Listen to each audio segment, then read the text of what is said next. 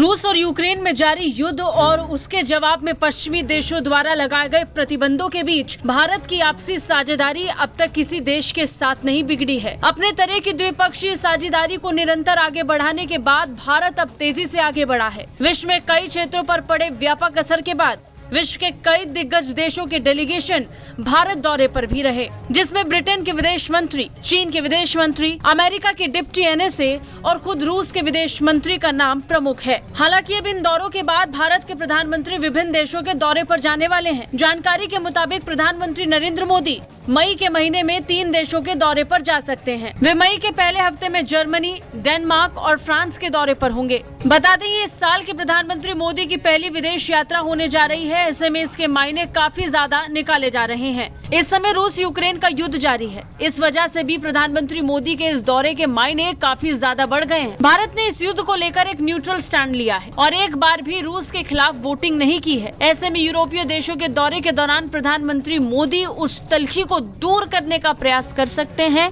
साथ ही रूसी तेल खरीदने को लेकर के भी जो विवाद शुरू हुआ है, उस पर भी चर्चा संभव है। भारत सरकार में एक वरिष्ठ अधिकारी ने बताया कि यूरोप संघ भारत के रिश्ते काफी महत्वपूर्ण हैं। ऐसे में इस दौरे के दौरान भी प्रधानमंत्री मोदी द्वारा सबसे ज्यादा क्षेत्रीय सहयोग, व्यापार और अर्थव्यवस्था पर जोर दिया जाएगा। भारत की चिंता इस समय ये भी है कि यूरोपीय यूनियन देश के लिहाज से तीसरा सबसे बड़ा ट्रेडिंग पार्टनर है। ऐसे में रूस यूक्रेन युद्ध की वजह से उस साझेदारी पर कोई असर न पड़े, भारत इसका पूरा प्रयास करने वाला है। खबर है कि 1 मई से 5 मई के बीच में प्रधानमंत्री मोदी यूरोपीय देशों के दौरे पर जा सकते हैं। अभी तक औपचारिक ऐलान तो नहीं हुआ है, लेकिन तैयारियां जोरों पर हैं।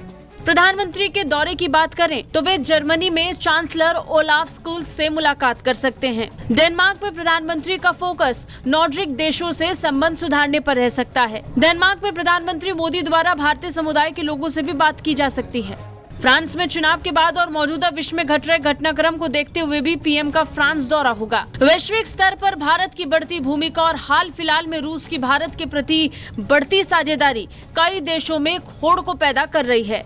खासकर पश्चिमी देश भारत के साथ नए सिरे से बेहतर संबंधों को स्थापित करने की अपनी इच्छा व्यक्त कर चुके हैं।